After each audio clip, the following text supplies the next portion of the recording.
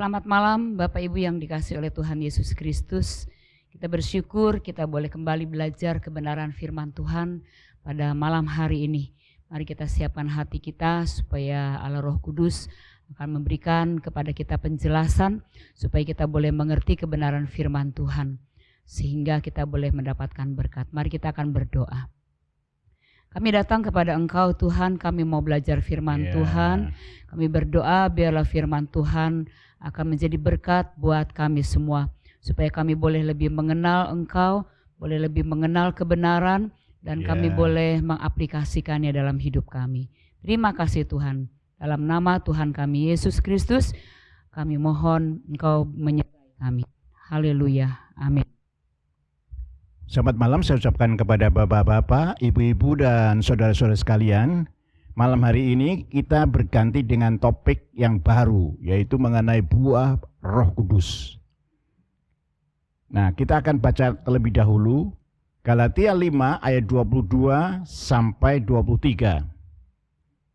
Tetapi buah roh ialah kasih, sukacita, damai sejahtera, kesabaran, kemurahan, kebaikan, kesetiaan, kelemah lembutan, penguasaan diri. Tidak ada hukum yang menentang hal-hal itu. Jadi pada waktu-waktu yang lalu kita sudah membicarakan mengenai apabila keinginan daging yang ada di pikiran dan ada di hati itu menang dalam pergumulan dalam diri manusia, maka yang terjadi adalah perbuatan daging. Pikiran itu menjadi perbuatan yang berdosa, yang melanggar hukum ketika keinginan daging menang. Ya, lalu itu menjadi perbuatan. Nah, lalu bagaimana kalau ternyata roh kita kuat, lalu kita yang menang? Nah, ketika roh kita menang, maka akan muncul buah-buah roh. Nah, itu sebabnya kita jadi lebih balance. Kemarinnya dari pikiran menjadi perbuatan daging. Sekarang di sisi lain roh menang, lalu buah roh itu muncul dalam hidup kita. Nah, kita akan membicarakan satu persatu buah roh itu apa saja. Saya ulang lagi, tetapi buah roh ialah kasih. Nah, kata kasih ini di dalam bahasa Yunani disebut sebagai agape. Jadi ini memuat pengertian yang cukup dalam mengenai agape ini. Agape adalah kasih yang mau berkorban bagi orang lain. Bahkan mau berkorban untuk orang-orang yang melukai, mengecewakan, dan merugikan dirinya. Jadi ini bukan cuma orang yang mau berkorban, orang tua juga bisa berkorban untuk anaknya. Suami atau istri bisa berkorban untuk pasangannya. Tapi itu kan orang-orang yang dicintai. Tetapi agape memuat pemahaman yang bukan hanya begitu. Jadi ada yang lebih dalam, yaitu ketika kita dimusuhi, kita difitnah, digosip, tapi kita tetap mengasihi. Jadi dengan lain kata saya boleh katakan kasih agape adalah kasih yang pertama, pengertiannya adalah mau berkorban untuk orang lain. Yang kedua, mau berkorban untuk orang lain yang mendiskreditkan, yang memojokkan, yang memfitnah, yang mencelakakan dirinya. Nah, kita akan melihat di dalam Yohanes 3 ayat 16. Karena begitu besar kasih Allah akan dunia ini, sehingga ia telah mengaruniakan anaknya yang tunggal, supaya setiap orang yang percaya kepadanya tidak binasa, melainkan beroleh hidup yang kekal. Nah, di sini kata kasih Allah itu dipakai istilah agape. Karena begitu besar kasih Allah. Nah, itu agape. Jadi pada waktu Tuhan mau menyelamatkan manusia, manusia tidak dalam keadaan baik-baik saja. Tapi moralnya sudah rusak.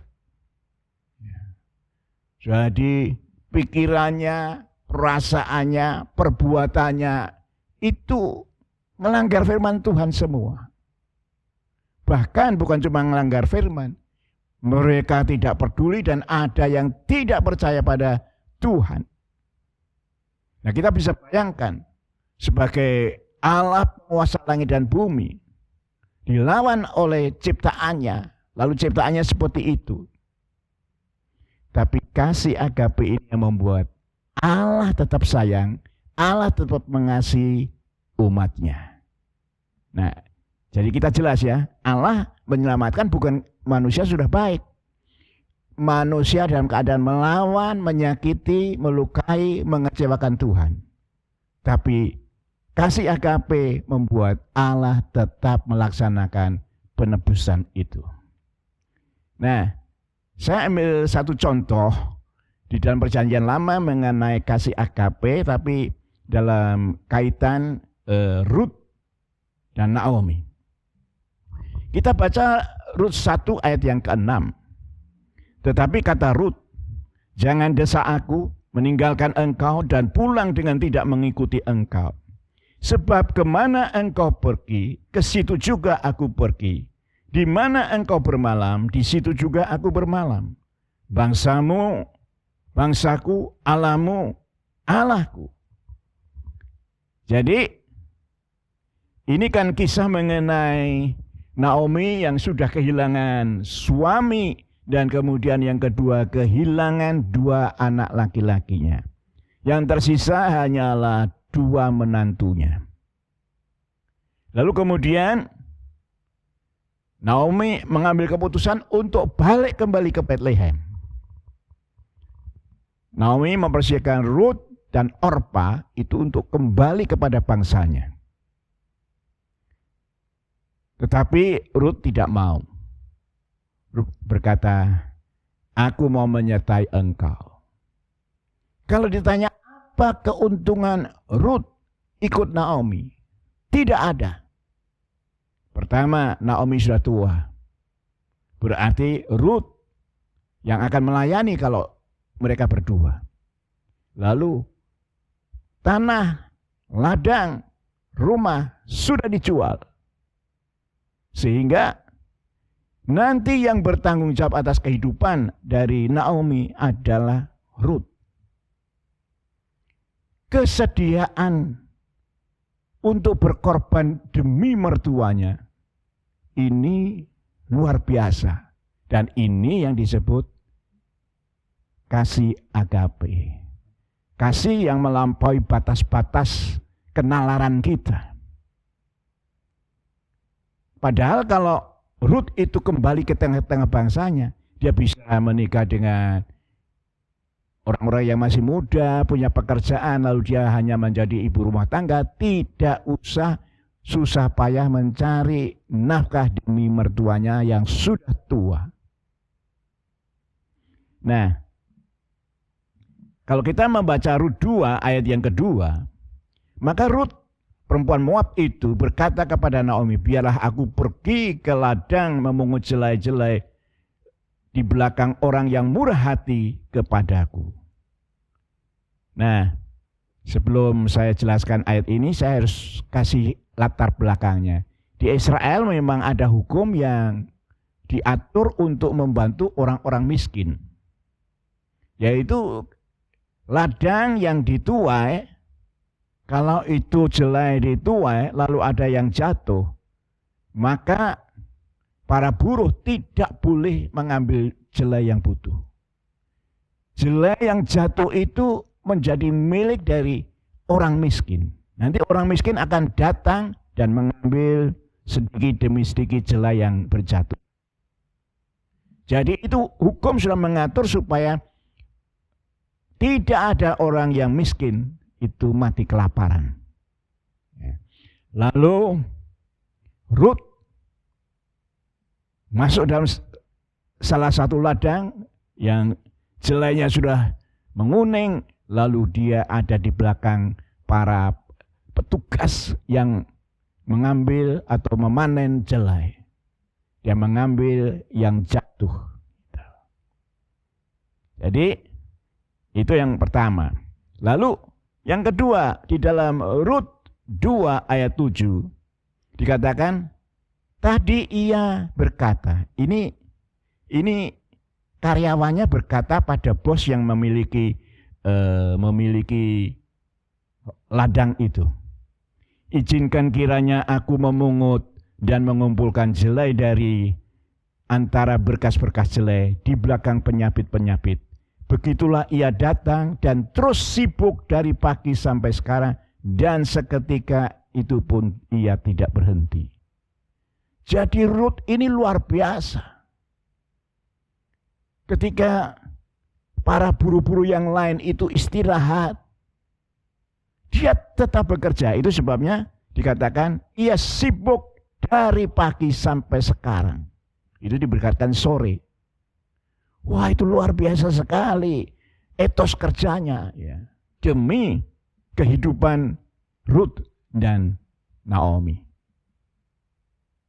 Nah, sikap yang mau berkorban, jadi akhirnya bekerja seperti buruh demi dirinya dan demi mertuanya. Itulah yang disebut dengan kasih agape.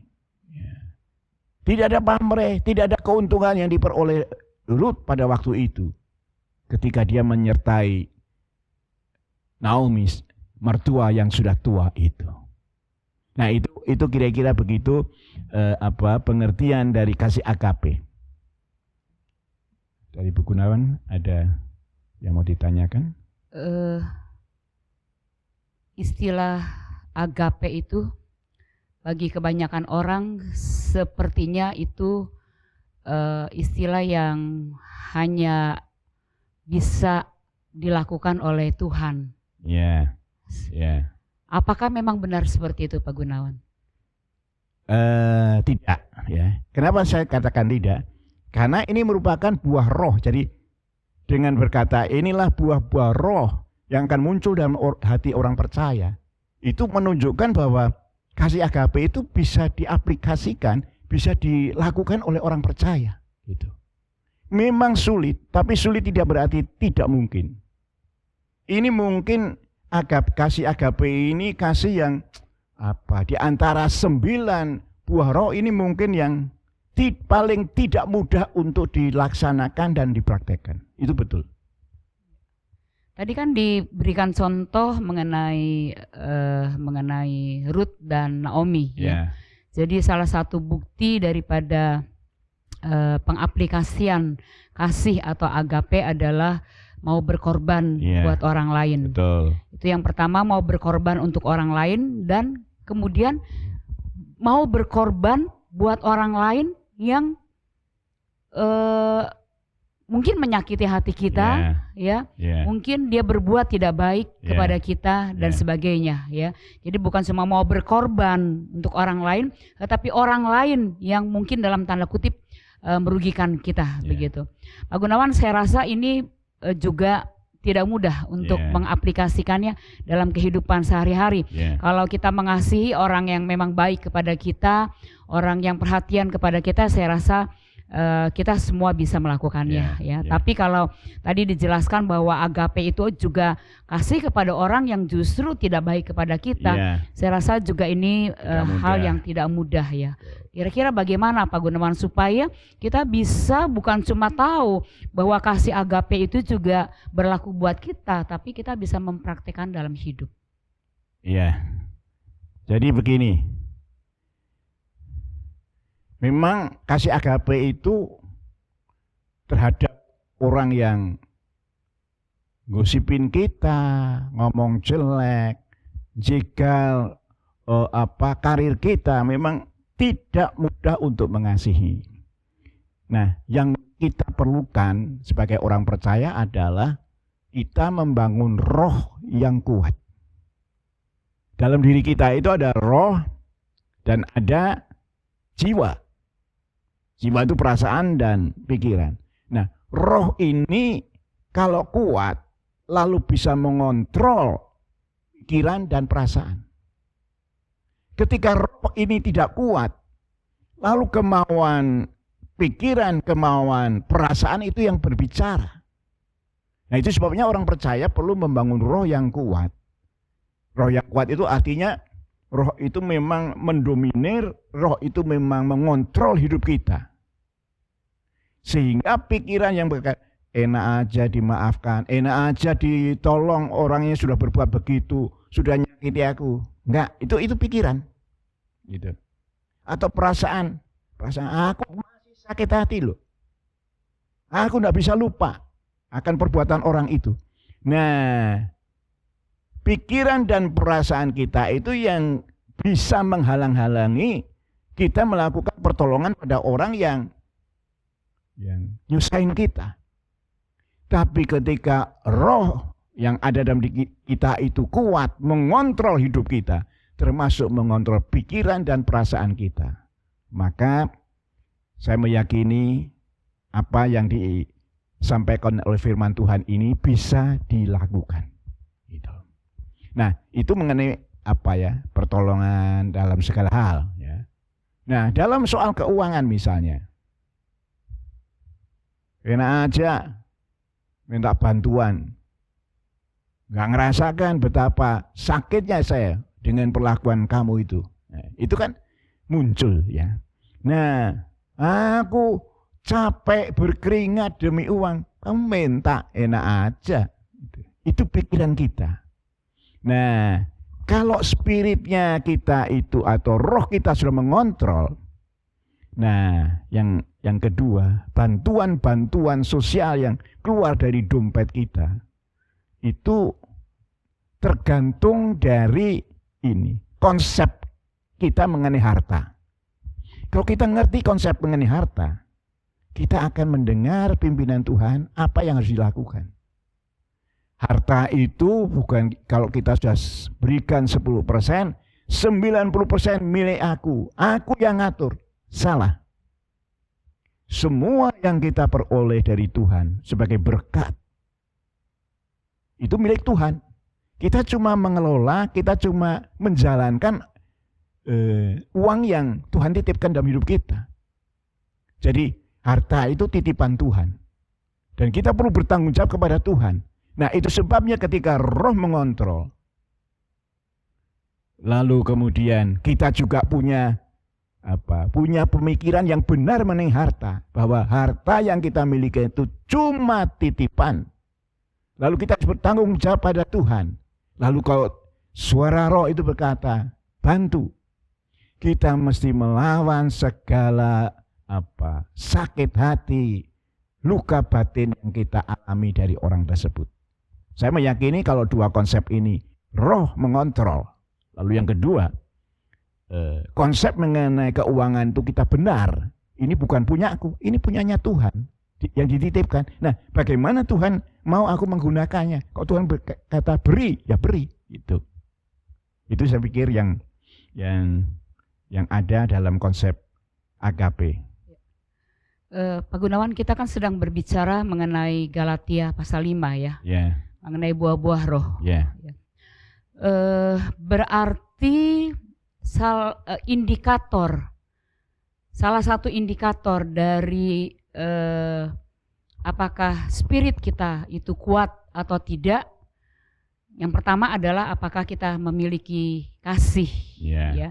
Dan indikator daripada kita memiliki kasih adalah bagaimana kita melihat sekeliling kita, ada orang-orang yang memerlukan, apakah kita peduli dengan mereka atau tidak. Itu salah satu indikatornya berarti seperti itu ya. Jadi kalau kita mau tahu nih diri kita ini spiritnya kuat atau tidak, bukan cuma dalam hal-hal yang kelihatannya bisa dilihat oleh orang lain, kita berdoa dengan baik, kita berdoa dengan kelihatan kata-katanya indah dan sebagainya. Tetapi dari apakah kita memiliki kepedulian atau bertanggung jawab.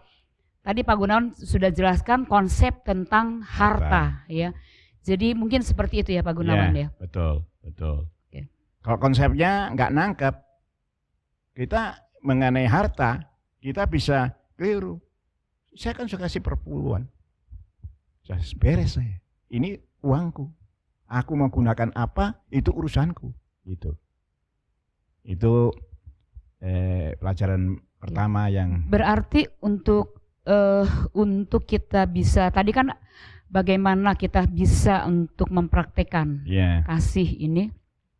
Dalam arti berkorban, kemudian mau mengampuni, Ya. berbuat baik bagi orang yang menyakiti kita, kemudian kepedulian kepada orang-orang yang membutuhkan dan sebagainya.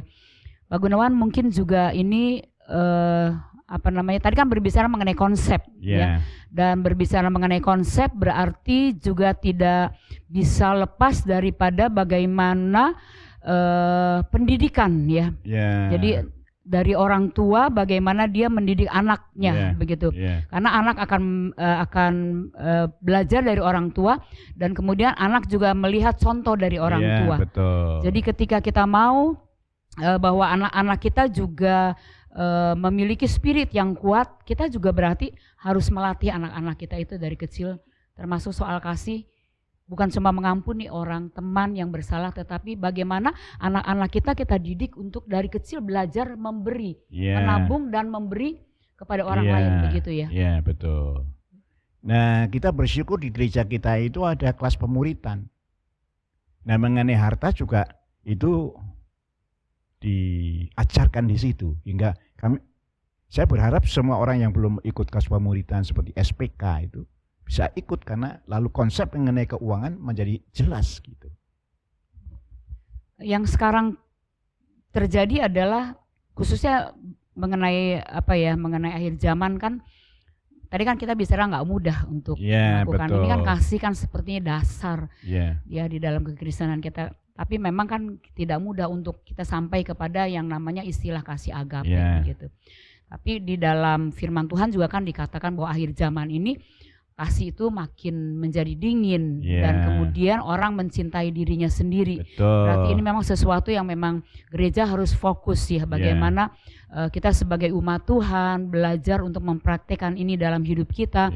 Kemudian kita sebagai orang percaya juga bagaimana kita mendidik anak-anak, mengajari mereka dan memberikan teladan kepada mereka untuk bisa mengaplikasikan mengenai kasih, begitu. Benar. Oke. Kalau begitu kita sekarang masuk ke hal yang kedua. Di dalam Galatia 5 ayat 22 di sana dikatakan, tetapi buah roh ialah kasih, itu yang pertama. Yang kedua itu sukacita. Sukacita. Nah, di dalam bahasa Yunani sukacita atau gembira itu dipakai istilah kara. Kara. Nah, saya perlu jelaskan. Kara ini yang sebagai buah roh, itu sukacitanya bukan karena kita dapat berkat jasmani, kita dapat promosi, bukan itu. Nah, saya ambil contoh ya. Dalam Kejadian 26 ayat 12 sampai 13.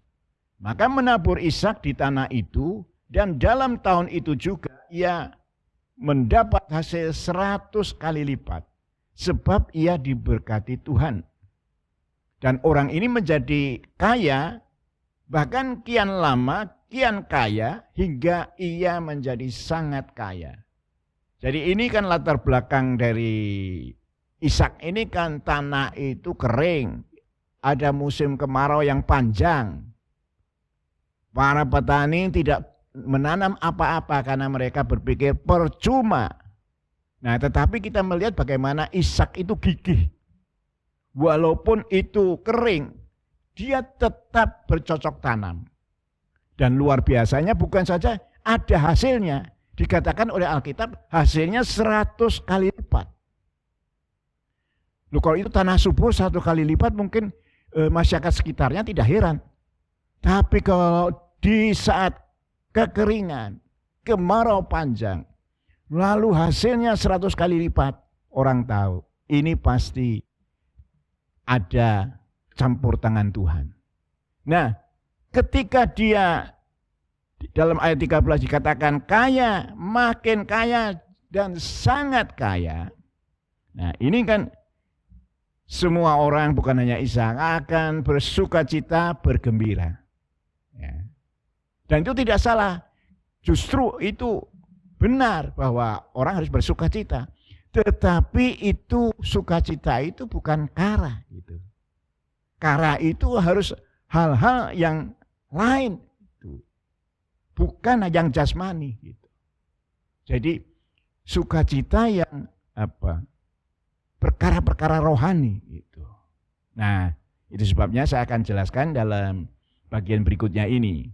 Ya, jadi kara bukan promosi, lalu jadi kaya, jadi populer, lalu kita sukacita. Nah, sukacita ini benar, tapi bukan dipakai istilah kara untuk yang seperti itu. Nah, untuk kara itu hanya untuk hal-hal rohani. Nah, ambil contoh yang pertama. Ketika orang yang dimentor, yang dimuridkan itu mengalami pertumbuhan, itu akan menyebabkan sukacita.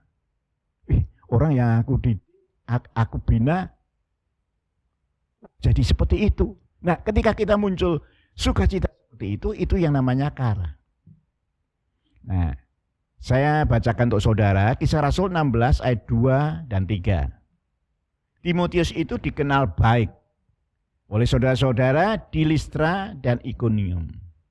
Jadi diduga masa muda dari Timotius itu hidupnya enggak karuan. Karena dia dididik oleh dua ayah dan ibu yang berlainan keyakinannya. Ibunya seorang yang taat pada Tuhan dan yang bapaknya tidak kenal Tuhan. Nah, ketika tanpa didikan yang cukup, maka dia bukan orang yang rusak, tetapi hidupnya itu tidak menjadi contoh. Lalu kemudian ketika Paulus melakukan pembinaan, melakukan pemuritan, maka hal pertama yang muncul, ia dikenal baik. Bukan cara dikenal baik di lingkungan RT, RW, tapi ini dikatakan di kota Listra dan Ikonium. Nah, tentu ini menumbuhkan apa yang sukacita yang ada dalam hati daripada Paulus. Lalu dalam ayat ketiga, Paulus mau supaya ia menyertainya dalam perjalanan. Gitu. Jadi Paulus bukan saja melihat orang ini menjadi baik, tapi Paulus ingin orang ini terlibat dalam pelayanan. Memang kalau Paulus sudah mulai tua, maka istilahnya koper, barang-barang bawaan itu pasti Timotius yang membawakan. Tetapi tujuan utama daripada Paulus membawa Timotius itu dalam pelayanan, supaya dia melihat pelayanan itu seperti apa, lalu dia nanti meneladan apa yang dilakukan oleh Paulus. Ya. Jadi itu sebabnya Timotius ini sudah sama dengan anak sendiri dari Paulus. Ya. Orang bilang ini anak rohani, tapi kalau anak rohani kan sebetulnya bukan anaknya sendiri, tapi Paulus memperlakukan Timotius seperti anaknya sendiri. Dia bina, lalu hasilnya nyata, lalu dalam pelayanan, maksudnya gini, ketika ikut pelayanan dari Paulus kan membuka jemaat-jemaat di kota-kota yang belum ada berita Injil. Nah, nantinya Timotius itulah yang akan memegang salah satu kota atau beberapa kota, dia yang bertanggung jawab sebagai penatua, sebagai katakan kalau sekarang gembala untuk menjaga daerah itu supaya ada pemimpinnya. Jadi kita melihat Paulus itu pertama-tama ketika membina Timotius, yang pertama karakter dulu. Lalu orang kelihatan baik gitu.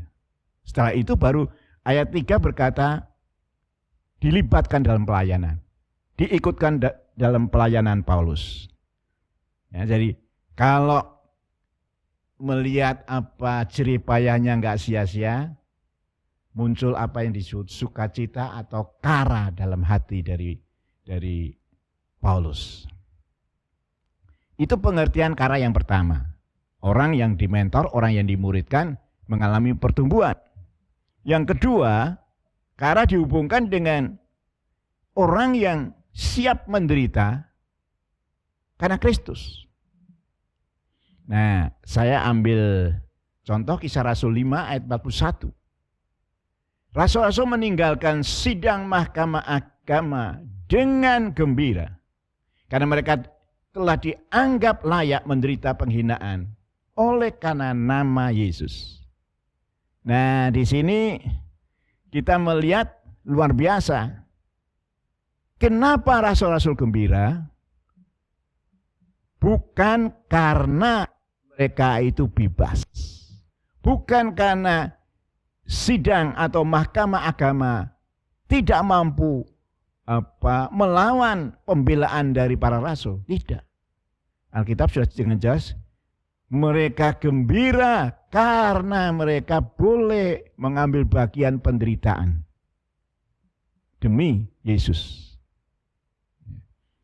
Jadi beda dengan menurut saya spirit yang ada pada gereja zaman ini. Ya. Kebanyakan tidak semua. Itu gembira karena masalahnya selesai. Tidak masuk penjara, tidak dianiaya karena Kristus.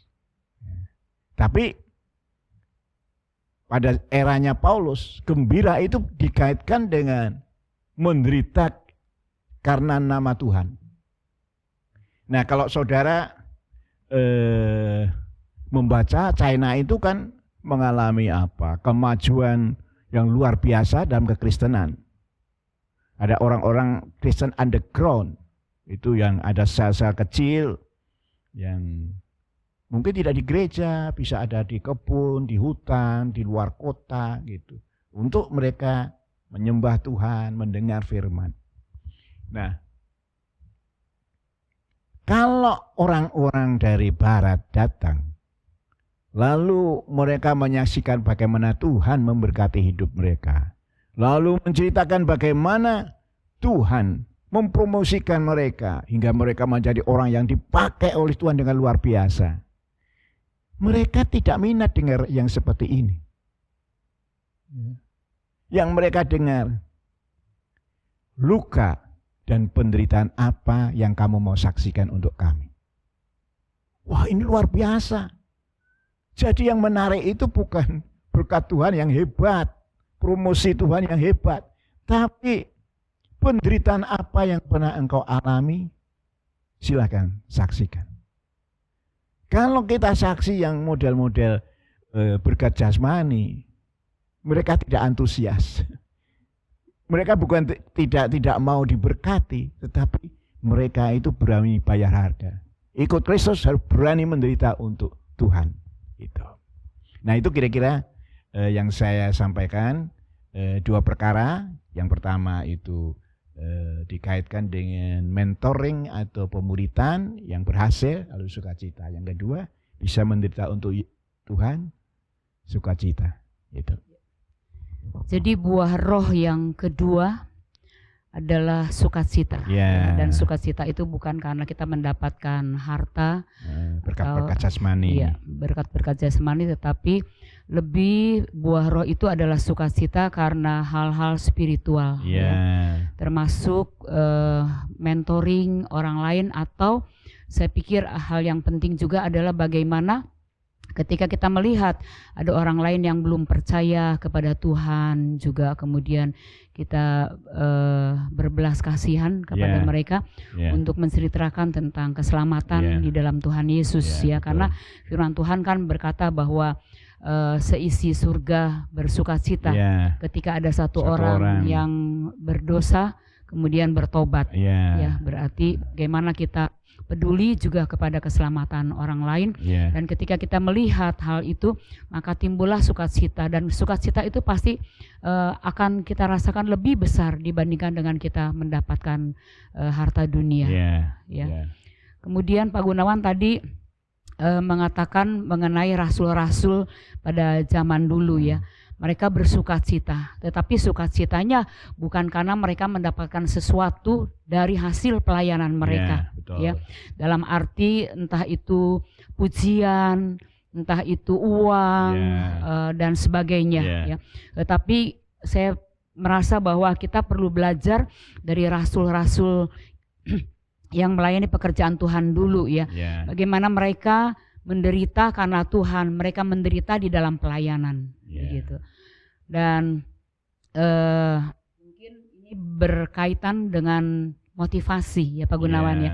Motivasi kita sebagai hamba-hamba Tuhan itu di dalam pelayanan apa begitulah. Dan kemudian yang membuat kita bersukacita itu apa? Apakah ketika orang-orang kita layani kemudian mereka bisa berubah atau tidak apa?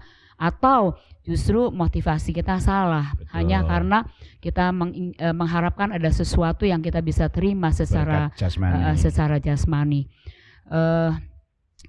Pak Gunawan, jadi bagaimana ini saran-saran ya kira-kira mengenai apa ya motivasi di dalam pelayanan ini dengan hamba-hamba Tuhan, karena zaman sekarang kan kita juga kita tidak menghakimi orang lain, tetapi kita kadang-kadang juga melihat bahwa ada motivasi-motivasi yang mulai salah di dalam pelayanan. Tidak bersukacita karena jiwa, tetapi bersukacita karena mendapatkan banyak harta. Apakah ada masukan-masukan supaya kita bisa berkenan di hadapan Tuhan, dan buah rohnya itu yang sukacita itu memang buah roh yang memang karena spirit kita itu terjaga. Jadi ini kan kalau bicara motif itu sesuatu yang tidak bisa kita lihat gitu ya. Jadi orang itu punya motivasi duit atau pelayanan itu kita nggak jelas gitu. Kita nggak bisa tahu itu. Cuma memang tiap-tiap orang harus menguji. Ketika kita diundang untuk pelayanan dan kita tahu akan mendapat persembahan kasih, sebenarnya yang kita uber itu apa? Ada jemaat yang dipulihkan, ada jemaat yang dibangun imannya, atau sebetulnya kita berharap ada ini persembahan kasih. Hingga seandainya gereja itu lupa memberi persembahan kasih, bisa pulang dengan kekecewaan walaupun sebetulnya hamba Tuhan ini sudah membangun spirit jemaat, sudah menguatkan jemaat gitu. Jadi itu motif itu susah. Jadi memang materialistis ini yang masuk di gereja gitu. Jadi saya mau beli mobil, nah lalu dalam sebulan ada sekian kali keluar, tiap minggu keluar, hanya demi bisa beli mobil dan kemudian jemaat ditinggalkan kan gitu. Jadi memang ada yang bisa kelihatan, ada yang tidak kelihatan. Tapi kan Allah itu firman Allah berkata, manusia menilai dari luar, tapi aku menilai hati. Jadi pertanggungan jawab kita kepada Tuhan sebagai yang harus terus menerus itu apa? Kita mengujinya ya. Seperti kemarin firman Tuhan dari Daniel Jaya kan ada introspeksi. Saya pikir itu hamba Tuhan perlu introspeksi. Aku pelayanan kemana-mana ini sukacita terbesar itu ketika apa? Ketika iman dibangun, ketika ada orang bertobat, atau ketika aku mendapat persembahan kasih. Nah, orang itu sendiri yang tahu. Itu sebabnya perlu hamba Tuhan punya nilai-nilai yang benar gitu ya. Hingga tujuan utama menjadi berkat. Dia mau kasih besar, dia mau kasih kecil, gereja tidak kasih apa-apa, kita tetap pulang sukacita karena kita merasa pelayanan kita diberkati. Ya. Jadi mengenai motivasi sukacita kita berkaitan dengan pelayanan itu hanya Tuhan yang tahu dan diri kita sendiri juga yang tahu. Betul. Ya. Tetapi sebagai hamba Tuhan mungkin kita juga perlu belajar dari bagaimana perjuangan hamba-hamba Tuhan dulu. Pionir. Mereka makanya kan ada lagu biar sonder gaji. Ya, tetapi tetap manise di dalam melayani pekerjaan Tuhan. Mungkin memang benar kita harus introspeksi diri ya. Motivasi kita apa di hadapan Tuhan, benar atau tidak. Dan kemudian kita belajar dari orang-orang lain bagaimana perjuangan mereka di dalam memenangkan jiwa, di dalam membangun gereja dalam tanda kutip, membangun umat Tuhan Betul. dalam kehidupan spiritual mereka ya. Betul. Jadi jangan sampai kita kehilangan sukacita ketika kita tidak mendapatkan sesuatu yang ditawarkan oleh dunia. Yeah, ya, karena kalau tidak kan berarti itu bisa lebih menarik hati kita daripada melayani jiwa-jiwa tanpa mendapatkan apa-apa begitu. Yeah. Saya perlu tambahkan ada lagu membuang diri ke ladang Tuhan. Istilahnya tidak melayani di ladang Tuhan, tapi membuang diri. Kenapa? Itu para pionir gereja itu membuat kalimat seperti itu. Karena pionir-pionir, saya bicara GPDI ya, itu GPDI itu dulu dari strata atas. Ada Van Hessel, ada Lemendong, ada siapa itu, mereka itu sudah duduk di KLM. KLM itu kalau sekarang Pertamina. Jadi duitnya banyak. Lalu kemudian tanpa sponsor, tanpa apa, mereka mau melayani. Itu sebabnya mereka berkata, aku membuang diri ke ladang Tuhan. Karena mereka tahu, aku tidak dapat apa-apa, aku justru habis-habisan untuk pelayanan ini. Nah, spirit ini yang mungkin perlu dikelurakan ya. Kita kasih contoh si A, si B punya kedudukan mapan. Kalau sekarang kan KLM sama dengan Pertamina. Itu orang-orang yang duitnya cukup. Nah, ketika orang-orang ini lalu kemudian tanda kutip habis-habisan dananya, tidak ada sponsor yang membackup. Mereka hidup menderita. Itu yang disebut dengan aku membuang diri ke ladang Tuhan. Nah, ini kisah saya yang seperti ini saya harap buat pendengar itu menginspirasi untuk kita tidak memburu duit. Ya. Tapi kita memburu bagaimana hidup kita menjadi berkat, berbuah buat orang lain. Dan sukacita kita tidak ditentukan oleh terima atau tidaknya persembahan. Tapi justru sebaliknya ketika kita bisa berkorban di dalam pelayanan, kita tetap bersukacita. Karena ada begitu banyak juga hamba-hamba Tuhan yang kemudian untuk pelayanan ke tempat-tempat yang terpencil, dia justru harus mengeluarkan hartanya untuk bisa menjangkau jiwa-jiwa ya Pak Gunawan ya. Kemudian tadi kan sukacita itu menderita karena Kristus ya. Menderita karena Kristus. Tadi kita sudah berbicara mengenai hamba-hamba Tuhan. Tetapi saya mau bertanya Pak Gunawan, ini bukan aplikasi bukan kepada hamba-hamba Tuhan tetapi kepada jemaat ya, kepada orang-orang Kristen begitu loh. Jadi menderita karena nama Tuhan. Artinya mengalami sesuatu yang tidak menyenangkan karena nama Tuhan begitu. Bagaimana ini Pak Gunawan?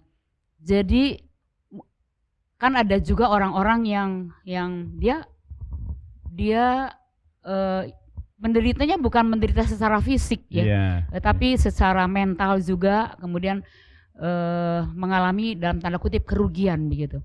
Misalnya seperti dia harusnya promosi jabatan dan sebagainya, tetapi dia tidak mendapatkan. Ini bagaimana Pak Gunawan? Apakah itu juga termasuk dengan kara?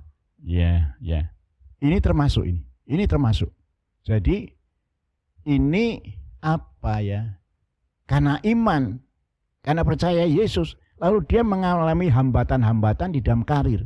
Padahal dia lebih pintar dari teman-teman sejawatnya. Lalu dia loyal pada perusahaan atau pada negara. Tetapi karirnya mentok di situ saja. Gitu. Istilahnya kalau itu di keprajuritan, sudah 10 tahun cuma kapten terus. Tidak pernah menjadi jenderal. Jadi brigjen, dari mayor jenderal. Enggak. Karena apa? Nah, orang yang mengalami itu, jangan sampai berpikir, goro-goro aku jadi Kristen malah ada hambatan. Aku jadi karirnya mentok. Tapi harusnya kalau dia dengar firman Tuhan malam hari ini, dia akan berkata, terima kasih Tuhan. Orang lain belum tentu mengalami apa yang aku alami. Aku menderita. Tapi karena Engkau, aku pasti dapat pahala di sorga. Jadi itu harusnya menjadi sebuah kebanggaan. Hamba Tuhan juga kalau itu di front yang paling depan, jemaatnya miskin dan sedikit, tapi dia bertahan, kan luar biasa itu. Itu yang sukacita yang ketika lalu ada 1-2 jiwa dimenangkan, dia sukacita.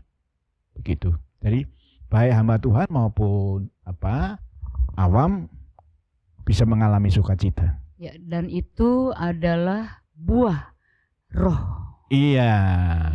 Kita tidak kehilangan sukacita. Dan dengan pemikiran kita sadar bahwa di dalam kita itu ada roh yang tetap bisa membuat kita tetap damai, betul, sukacita, walaupun kita mengalami hal-hal seperti itu. Betul. Ya, kita masih bisa lanjutkan dengan hal yang ketiga, buah roh yang ketiga. Tetapi buah roh ialah kasih, sukacita, damai sejahtera. Damai sejahtera. Ini yang disebut eirene. Nah, eirene ini merupakan istilah yang tidak terlalu populer dalam kekristenan. Nah, saya berpikir ada anak dikasih nama Irene, itu mungkin dari Irene. Ya. Nah, lebih populer istilah Irene yang dalam bahasa Ibrani. Dalam bahasa Ibrani disebut dengan Shalom gitu. Nah, kita akan bicarakan Irene dengan latar belakang Shalom. Ya. Shalom itu sapaan dari tamu kepada tuan rumah. Ya. Jadi di Israel ketika seorang tamu datang, maka dia yang mengucapkan dulu Shalom. Lalu nanti tuan rumah akan membalas. Nah, kata Shalom itu sebetulnya berarti aku berdoa. Kamu dalam keadaan sehat, kamu dalam keadaan diberkati, keluargamu, pekerjaanmu, apapun yang engkau kerjakan dibuat Tuhan berhasil. Artinya tidak ada masalah dalam keluarga itu. Jadi ini sebetulnya doa yang luar biasa. Doa yang berharap bahwa Tuhan memberkati tuan rumah yang dia akan masuk di ruang itu. Dan mungkin yang dimaksud adalah untuk menginap secara gratis gitu. Karena dulu para pekabar Injil kan tidak punya rumah. Jadi mereka siapa yang bisa menampung, nah itu mereka ucapkan Shalom supaya kesehatannya dijaga Tuhan, keuangan dijaga, lalu keluarganya dijaga, masa depannya dijaga. Itu kira-kira mengenai Shalom. Nah itu coba kita lihat ayat-ayatnya supaya kita makin jelas ya. Lukas pasal 10 ayat 5. Kalau kamu memasuki suatu rumah, katakanlah lebih dahulu damai sejahtera bagi rumah ini. Nah ini damai sejahtera itulah yang dikatakan Shalom. Shalom turun atas rumah ini. Gitu. Nah saya mau sampaikan kepada saudara. Bagi orang Israel, Shalom itu sebetulnya bukan doa pengharapan ya. Tapi sebetulnya lebih kepada deklarasi supaya Tuhan mengirimkan Shalom ke rumah itu. Jadi bersamaan dengan Shalom diucapkan, nggak tunggu 1 minggu, 1 bulan. Tapi di saat diucapkan, itu terjadi. Jadi memang ada pengharapan, tapi pengharapannya bukan nanti supaya keluarga ini diberkati, bukan itu. Dalam ini makanya ini yang disebut kuasa kata-kata. Itu sudah ada dalam perjanjian lama. Dengan berkata Shalom, itu berarti turunlah Tuhan turunkan berkat atas keluarga ini, jasmani dan rohani. Itu. Jadi lalu contohnya ya di Alkitab itu mengenai Yesus. Matius 21 ayat 19 dan 20. Dekat jalan itu ia melihat pohon ara lalu pergi ke situ, tetapi ia tidak mendapat apa-apa pada pohon itu selain daun-daun saja. Katanya kepada pohon itu, engkau tidak akan berbuah lagi selama-lamanya. Dan seketika itu juga keringlah pohon ara itu. Melihat kejadian ini tercenganglah murid-muridnya dan berkata, bagaimana mungkin pohon ara itu sekonyong-konyong menjadi kering. Jadi ini contoh bagaimana bersamaan dengan omongan Yesus pada saat yang sama. Firman itu mencipta apa yang dikatakan. Memang ada kasus-kasus di mana itu berproses, ada waktunya kan gitu. Tapi ada kalanya itu kalau orang Israel mengenai shalom itu pada saat diucapkan turun berkat Tuhan atas keluargamu. Gitu. Nah, yang menarik adalah ini. Kalau tuan rumahnya kita sudah berkata shalom berarti pada saat yang bersamaan shalom Tuhan, berkat Tuhan turun. Tapi kalau keluarga itu menolak, Alkitab dengan jelas berkata, shalom itu akan ditarik kembali ke sorga. Keluarga itu tidak mendapat berkat rohani dan jasmani. Kita akan lihat di dalam ayat yang ke-6 dari Lukas pasal 10. Jika di situ ada orang yang layak menerima damai sejahtera, maka salam akan tinggal atasnya. Tapi jika tidak, salammu akan kembali kepadamu. Artinya itu bisa ditarik. Enggak sudah, wah aku keterucut memberkati, kok ternyata orang itu nolak aku ya. Itu otomatis berkat itu tidak mau lalu tidak mau tinggal di rumah itu lalu dia keluar kembali. Jadi apa yang dikatakan itu terjadi. Itu dalam kata shalom itu. Itu bagian pertama dari shalom. Berarti shalom itu bukan cuma selamat pagi, ya, selamat siang, selamat malam, ya, bukan ya. Berarti kita juga harus belajar sebagai orang percaya nggak sembarangan dalam mengucapkan shalom. kata itu. Tetapi ketika kita mengucapkan shalom terhadap orang lain, memang kita benar-benar ingin orang kepada siapa kita mengucapkan itu, maka shalom itu turun atas orang yang kita katakan sapa, itu, yang kita sapa itu. Okay. Pak Gunawan, berarti shalom ini juga, maksud saya begini, itu kan tamu mengucapkan shalom kepada pemilik rumah, begitu. Dan tamu itu mengharapkan ada berkat terhadap rumah di mana dia berkunjung. Berarti tamu itu sebenarnya sesuatu yang seharusnya penting dan menjadi sesuatu yang ketika kita kedatangan tamu, kita harusnya bersukacita, kira-kira begitu? Ya, betul, betul. Jadi konsep perjanjian lama adalah tamu itu adalah utusan Tuhan, malaikat Tuhan. Itu dianggap sebagai malaikat Tuhan atau utusan Tuhan yang dikirim ke rumah kita.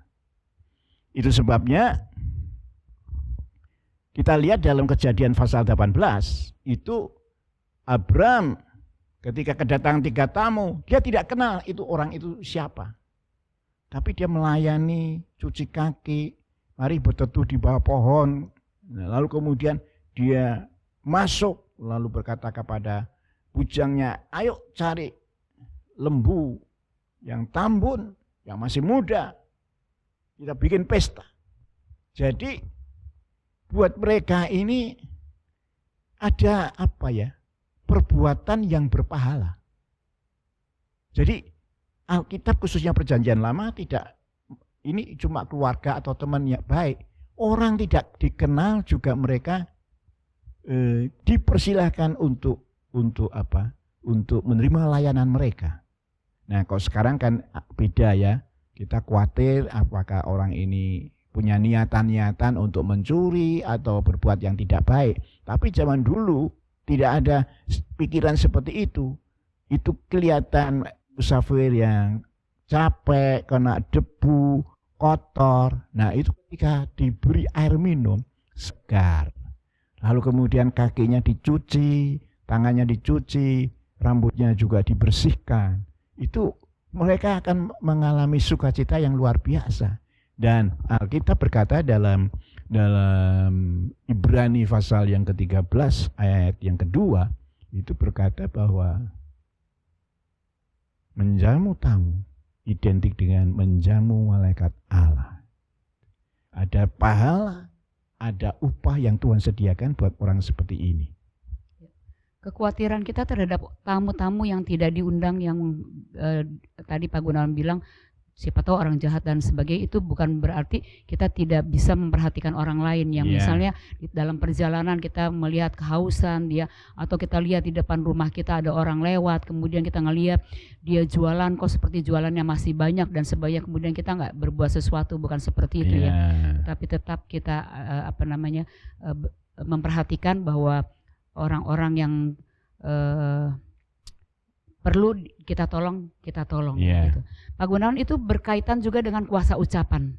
Ya, ada kuasa ucapan, berarti dari kata-kata shalom kita juga belajar untuk kita berhati-hati dengan perkataan kita. Benar. Jangan sampai yang keluar dari mulut kita adalah kata-kata yang negatif, kata-kata apalagi kutukan terhadap orang lain, kata-kata yang melemahkan ya. Tetapi harus kita mengucapkan kata-kata yang memang apa yang keluar dari mulut kita itu akan menjadi berkat buat orang lain. Pada anak, kepada karyawan, goblok. Nah, ketika itu berulang-ulang disampaikan, itu akan masuk di memori bawah sadar anak, dan dia akan berpendapat saya itu memang orang bodoh. Karyawan juga akan berpikir yang sama, aku memang bodoh, aku tidak bisa, aku selalu salah, aku selalu begini gitu. Menjaga perkataan termasuk mungkin kita tidak mengatakan hal-hal yang jelek tentang orang lain. Karena itu bukan cuma merugikan orang lain, tetapi berarti buah roh itu tidak ada di dalam hidup kita. Karena salah satu buah roh adalah shalom. Artinya kalau kita mau melihat apakah diri kita dikuasai oleh hal yang spiritual, kita harus introspeksi diri dari perkataan kita. Apakah perkataan kita selalu menjelekkan orang lain, menyudutkan orang lain, dan hal-hal yang negatif tentang orang lain. Apalagi kalau kenyataan yang sebenarnya itu tidak seperti apa yang kita ucapkan. Begitu ya. Jadi memang dari pelajaran ini kata-kata mesti kita jaga, rapi, rapi dalam arti hal positif yang kita keluarkan dari mulut kita. Kita sudah tanpa terasa kita harus mengakhiri pembicaraan kita, tapi dalam kesempatan yang akan datang kita akan lanjutkan lagi. Kita teruskan shalom pengertian yang kedua dan seterusnya. Saya pikir bagus itu. Shalom bukan hanya berarti damai sejahtera, berkat turun, tetapi ada pengertian-pengertian lain yang nanti dalam pelajaran berikut akan kita bahas lebih lanjut. Pak Gunawan, mengenai doa berkat dari hamba Tuhan, kan kita lihat di hampir semua gereja ada doa berkat ya. Ini kan bukan cuma sekedar sebuah liturgi ya. Benar. Nah itu sebabnya. Gini loh, jemaat itu jangan sampai, kalau kita lihat gereja kita kan tidak ada yang keluar sekarang. Tidak ada yang keluar sebelum doa berkat ya. Tetapi saya mau katakan, mereka sudah memuji Tuhan, kan gitu ya. Lewat kata-kata kita sepenuh hati. Lalu mereka dengan firman yang menuntun. Lalu mereka jemaat itu memberi persembahan, gitu. Entah transfer, entah apa, memberi persembahan. Nah, hamba Tuhan itu mengakhiri dengan doa berkat supaya apa yang dikatakan itu terjadi. Mata Allah tertuju kepada engkau dan seterusnya. Itu kan ada dalam kitab Bilangan, ada itu yang namanya doa berkat dari Harun gitu. Benar, kita memang perlu mengaminkan harusnya. Amin, amin begitu. Amin itu artinya benar terjadi dalam hidupku gitu. Permasalahannya mungkin sekarang kalau orang yang beribadah secara online begitu, kadang-kadang kan secara nggak langsung dari pengakuan beberapa orang, kadang-kadang kemudian ya udah selesai firman Tuhan ya udah cabut begitu. Sudah transfer persembahan udah cukup kan gitu, lalu hari Minggu dengar gitu sudah cukup, padahal doa berkat lalu itu ditinggal, dimatikan atau ditinggal. Tinggal pengumuman doa berkat. Tadi pengumumannya sudah ada di bagian depan kalau di Petra. Lalu tinggal, padahal itu justru persis seperti Shalom ini. Ini kita harusnya menanti, itu sebabnya harusnya tangan kita itu menengadah ke atas sebagai lambang aku siap menerima berkat-Mu Tuhan gitu. Saya pikir sementara sampai di sini dulu, pasti akan kami lanjutkan supaya buah roh ini dapat dipahami dengan lebih jelas, lalu kemudian kita bisa menghidupinya. Mari kita tundukkan diri, kita datang kepada Tuhan. Terima kasih Tuhan buat kesempatan kami boleh mendengar kebenaran firman-Mu. Engkau sendiri akan menolong supaya firman yang kami sampaikan itu menjadi way of life dari kami. Kami bukan hanya menjadi pendengar, tetapi kami juga pelaku firman. Terima kasih Tuhan. Berkati seluruh jemaat yang mendengarkan pemahaman Alkitab ini. Terima kasih Tuhan. Dalam nama Tuhan Yesus Kristus kami bisa berdoa. Amin.